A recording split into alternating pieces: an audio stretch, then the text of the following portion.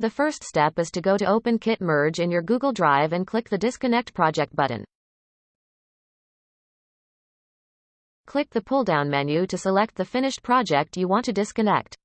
If you don't find a particular project, you may not have finished it. In this example, select the project named Testing. Click Next. You will need to confirm you want to disconnect this project. Click the slider to the right.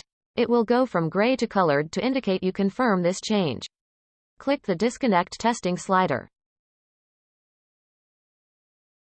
Click Confirm. At the bottom you will get a confirmation message about the disconnect. Click this message to complete this tutorial.